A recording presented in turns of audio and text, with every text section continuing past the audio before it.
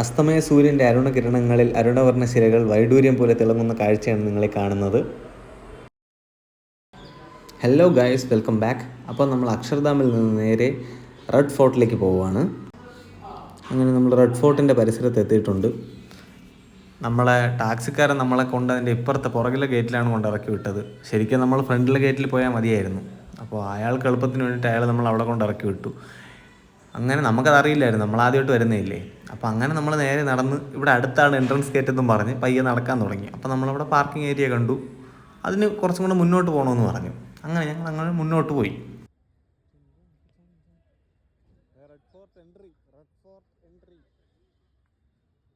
നമുക്ക് ഇങ്ങോട്ടല്ല, നമുക്ക് ഇത് പാർക്കിംഗ് ഏരിയയാണ്. നമുക്ക് നേരെ അങ്ങനെ നമ്മൾ പാർക്കിംഗ് ഏരിയയുടെ ആ ഒരു ഇത് കഴിഞ്ഞിട്ട് മുന്നോട്ട് ഇങ്ങനെ പോയപ്പോൾ നമുക്ക് റെഡ് ഫോർട്ടിൻ്റെ ഒരു ഭാഗം, റെഡ് ഫോർട്ടിൻ്റെ പുറത്തെ മതിൽ നമുക്കിങ്ങനെ കാണാൻ പറ്റി. റെഡ് ഫോർട്ട് നമുക്ക് കാണാൻ പറ്റി. അങ്ങനെ നമ്മൾ വിചാരിച്ചാൽ ഇവിടെ തന്നെ ആയിരിക്കും, ഇതിലൂടെ ആയിരിക്കും എൻട്രൻസ് എന്ന്. അങ്ങനെ നമ്മൾ മുന്നോട്ട് പോയി. അപ്പോൾ റൈറ്റ് സൈഡിൽ നമ്മളവിടെ ഒരു ടിക്കറ്റ് കൗണ്ടറൊക്കെ കണ്ടു. അങ്ങനെ ടിക്കറ്റ് എടുത്തിട്ട് കയറാമെന്ന് വെച്ച് പോയി. ഈ കാണുന്നതാണ് ആ പുറകു വശത്തെ ടിക്കറ്റ് കൗണ്ടർ. അപ്പോൾ ഇത് കഴിഞ്ഞിട്ട് ശരിക്കും പറഞ്ഞു കഴിഞ്ഞാൽ ഇതിലൂടെയുള്ള ഒരു എൻട്രൻസ് CASF അടച്ചിരിക്കുകയാണ്. അപ്പോൾ നമുക്ക് അതുവഴി പോകാൻ പറ്റില്ല. നമ്മളിനി ഈ കോട്ട മുഴുവനും ചുറ്റി ഫ്രണ്ടിൽ പോകണം. ഫ്രണ്ടിൽ കൂടെ മാത്രമേ നമുക്ക് കയറാൻ പറ്റുള്ളൂ. ഇതാണ് നമ്മുടെ ബ്യൂട്ടിഫുൾ ആയിട്ടുള്ള റെഡ് ഫോർട്ട്. ഇതിൽ ഏറ്റവും അസ്റ്റോണിഷിംഗ് ആയിട്ടുള്ള ഫാക്ടർ എന്തെന്ന് വെച്ച് കഴിഞ്ഞാൽ ഈ റെഡ് ഫോർട്ട് മുന്നേ വൈറ്റ് കളറായിരുന്നു. കേൾക്കുമ്പോൾ നമുക്ക് പെട്ടെന്ന് വിശ്വസിക്കാൻ പറ്റില്ല, പക്ഷേ സത്യം അതാണ്. അതിൻ്റെ കാര്യം എന്താണെന്ന് വെച്ച് കഴിഞ്ഞാൽ ഇതിന് പുറത്ത് ലൈം പ്ലാസ്റ്റർ ചെയ്തിട്ടുണ്ടായിരുന്നു. പിന്നെ കാലക്രമത്തിൽ ആ ലൈം ഇളകി പോവുകയും പിന്നെ ബ്രിട്ടീഷുകാർ പിന്നെ അതിലൊന്നും ചെയ്യാൻ നിന്നില്ല, ചുമ്മാ റെഡ് പെയിൻ്റ് അടിച്ച് വിടുകയും ചെയ്തു. പിന്നെ ഇത് നാച്ചുറലി ബിൽഡ് ചെയ്തിട്ടുള്ളത് റെഡ് സാൻഡ്സ്റ്റോൺ തന്നെയാണ്. അപ്പോൾ റെഡ് കളർ അതിൻ്റെ നാച്ചുറൽ കളറാണ്. അപ്പം കൂടുതൽ ഈട് കിട്ടാൻ വേണ്ടിയിട്ട് അത് ലൈം പ്ലാസ്റ്റർ ചെയ്തിട്ടുണ്ടായിരുന്നു മുഗൾസ്. അപ്പോൾ നമ്മുടെ നാഷണൽ ഫ്ലാഗ് കാണാൻ ദൂരെ. അങ്ങനെ ഞങ്ങൾ നടന്ന് റെഡ് ഫോർട്ടിൻ്റെ മുന്നിലെത്തി. അപ്പോൾ നമ്മളവിടെ ക്ലോക്ക് റൂമിൽ ബാഗൊക്കെ വയ്ക്കാനുള്ള സംവിധാനമുണ്ട്. അങ്ങനെ ക്ലോക്ക് റൂമിൽ ബാഗൊക്കെ വയ്ക്കാൻ വേണ്ടിയിട്ട് പോവുകയാണ്. ഇതാണ് നമ്മുടെ റെഡ് ഫോർട്ട്. ഞാൻ ആദ്യമായിട്ടാണ് കാണുന്നത് റെഡ് ഫോർട്ട്. അപ്പോൾ അതൊരു പ്രത്യേക ഒരു പ്രൗഡ് മൊമെൻ്റാണ്. കാര്യം എന്ന് വെച്ച് കഴിഞ്ഞാൽ നമ്മൾ TV യിലൊക്കെ കാണുന്ന പ്രൈം മിനിസ്റ്റർ ഫ്ലാഗ് ഹോയിസ്റ്റ് ചെയ്യുന്ന സ്പേസാണ് നമ്മളിപ്പോൾ ഈ കാണുന്നത്. ഒരുപാട് നാഷണൽ ഇമ്പോർട്ടൻസ് ഉള്ള ഒരു സ്ഥലമാണ്. അങ്ങനെ നമ്മൾ ടിക്കറ്റ് കൗണ്ടറിലേക്ക് പോവുകയാണ്. അങ്ങനെ ടിക്കറ്റ് എടുത്തു, ബാഗ് ക്ലോക്ക് റൂമിൽ വെച്ചു. എന്നിട്ട് ഇതാണ് അതിലോട്ടുള്ള മെയിൻ എൻട്രൻസ്. സെക്യൂരിറ്റി ചെക്കൊക്കെ കഴിഞ്ഞ് നമ്മൾ നേരെ അകത്തോട്ട് പോകും. ഒരുപാട് സാമ്രാജ്യങ്ങളുടെ വളർച്ചയും തളർച്ചയും അവസാനവും കണ്ട സ്ഥലമാണ് ഡൽഹി. അപ്പോൾ അതിലെ തന്നെ ഏറ്റവും പ്രബലരായിട്ടുള്ള മുഗൾസിൻ്റെ രാജധാനി അല്ലെങ്കിൽ തലസ്ഥാനമായിരുന്നു ഈ റെഡ് ഫോർട്ട്. അതിൻ്റെ രാജകീയ പ്രൗഢി വിളിച്ചൊതുന്നത് തന്നെയാണ് ഇതിലെ കമാനങ്ങളും കവാടങ്ങളും ഒക്കെ. അപ്പോൾ നമ്മൾ കയറുമ്പം തന്നെ നമുക്ക് 2 ബ്രിട്ടീഷ് പീരങ്കികളാണ് നമ്മൾ വരവേൽക്കുന്നത്.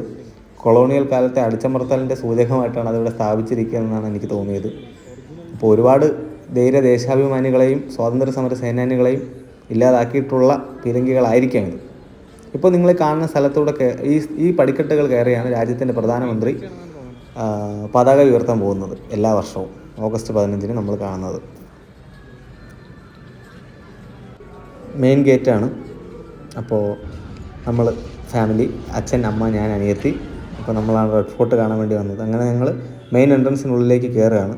അപ്പോൾ കയറുമ്പോൾ തന്നെ നമ്മൾ ആദ്യം വരവേൽക്കുന്നത് ഛത്താ ചൗക്ക് എന്ന് പറയുന്ന ഈ നിർമ്മിതിയാണ്. ഛത്താ ചൗക്ക് എന്ന് പറഞ്ഞു കഴിഞ്ഞാൽ റൂഫുള്ളൊരു മാർക്കറ്റ്, അതാണ് അതിൻ്റെ ലിറ്ററൽ വേർഡ് മീനിങ്. അപ്പോൾ ഇതെന്തിനാണെന്ന് വെച്ച് കഴിഞ്ഞാൽ സാധനങ്ങൾ വിൽക്കാനും വാങ്ങാനും ഉള്ളൊരു മാർക്കറ്റാണ്. അപ്പോൾ മുഗൾ രാജ്യത്തിൻ്റെ രാജധാനി ആയിരുന്നല്ലോ ഈ റെഡ് ഫോർട്ട് എന്ന് പറയുമ്പോഴത്തേക്കും. അതായത് രാജാവും രാജകുടുംബവും താമസിച്ചിരുന്ന സ്ഥലം.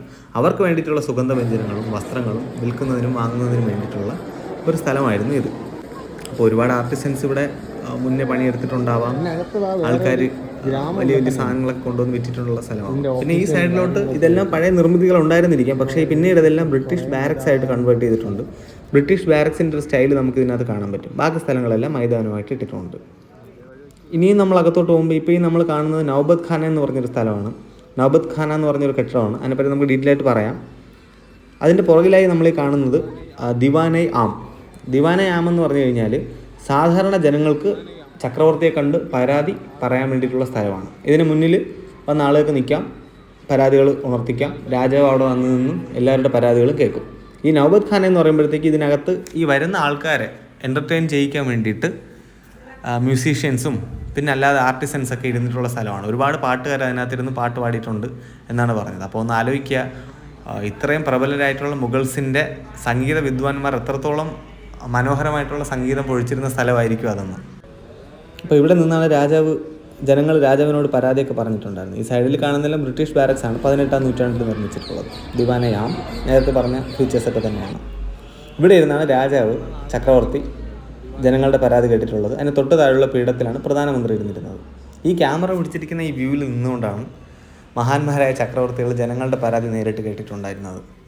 ഈ കാണുന്ന നിർമ്മിതിയാണ് ദിവാനെ ഖാസ്. ദിവാനെ ഖാസ് എന്ന് പറയുമ്പോൾ രാജാവിൻ്റെ പ്രൈവറ്റ് ഓഡിയൻസിന് വന്നിരിക്കാനുള്ള സ്ഥലമാണ്. അതായത് രാജാവ് അവരോട് സംബന്ധിക്കുന്നത്, വേറെ സാമന്ത രാജാക്കന്മാരും പ്രഭുക്കന്മാരും അങ്ങനെയുള്ള ആൾക്കാരുമായിട്ട് സംവദിക്കാനുള്ള സ്ഥലമാണ്.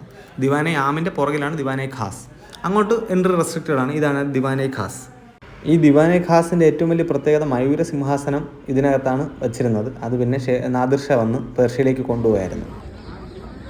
നൗബത്ത് ഖാന രാജാവ് വരുമ്പം പെരുമ്പറ മുഴക്കുന്ന സ്ഥലമാണിത്.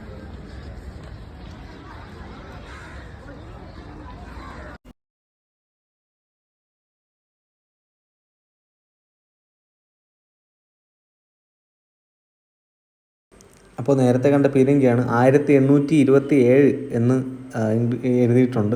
പിന്നെ ബ്രിട്ടീഷ് ക്രൗണിൻ്റെ ചിഹ്നവും വച്ചിട്ടുണ്ട്. അപ്പോൾ ഉറപ്പായിട്ട് ഇത് ബ്രിട്ടീഷ് പീരങ്കികൾ തന്നെയാണ്. പഴയ ഒരു ബ്രിട്ടീഷ് ബാരക്കായിരുന്നല്ലോ റെഡ് ഫോർട്ട്. 1526 മുതൽ ബാബറിൻ്റെ കാലം മുതൽ ആഗ്രയായിരുന്നു മുഗൾസിൻ്റെ തലസ്ഥാനം. നിർമ്മിതികളിൽ അങ്ങേയറ്റം ഭ്രമമുണ്ടായിരുന്ന ഷാജഹാൻ ചക്രവർത്തിയാണ് 1639 ഇതിൻ്റെ പണി ആരംഭിച്ചത്. 1648 ഇതിൻ്റെ പണി അവസാനിക്കുകയും ചെയ്തു. അന്നു മുതൽ മുഗൾസിൻ്റെ രാജ്യ തലസ്ഥാനം ഇത് തന്നെയായിരുന്നു. ബഹദൂർ ഷാ സഫർ ബ്രിട്ടീഷുകാരാൽ പുറത്താക്കപ്പെടുന്നത് വരെ, അതായത് 1857 വരെ രാജ്യത്തിൻ്റെ തലസ്ഥാനം ഇതായിരുന്നു. ഇനി നമുക്ക് റെഡ് ഫോർട്ടിൻ്റെ പുറത്തുള്ള സ്ട്രീറ്റ് ഫുഡ്സിലേക്ക് കിടക്കാം. ഇവിടെ എന്തൊക്കെയാണ് കച്ചവടം ചെയ്യുന്നത്, എന്തൊക്കെ ആഹാരമാണ് സ്പെഷ്യലായിട്ടുള്ളത് എന്നുള്ള കാര്യങ്ങളൊക്കെ നമുക്ക് നോക്കാം. 30 രൂപയൊക്കെ തന്നെ. ഇനി വാ കഴിച്ചോ. എപ്പുറത്തോ ഞാൻ भी उस साइड जाएगा. ठीक है मैडम, खाओ मैडम. एक प्लेट रहने दो. हाँ.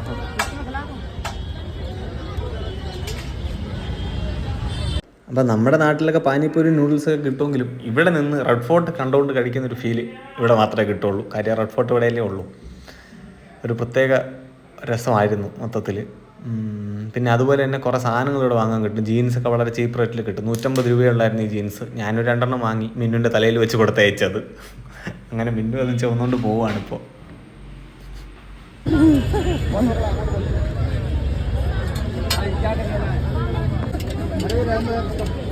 ചോറ് അപ്പോൾ ബൈ ബൈ റെഡ് ഫോർട്ട്. അങ്ങനെ നമ്മൾ സബ്വേ കൂടെ കയറി ചാന്ദിനി ചൗക്ക് മാർക്കറ്റിലോട്ട് പോകാമെന്ന് വെച്ച്.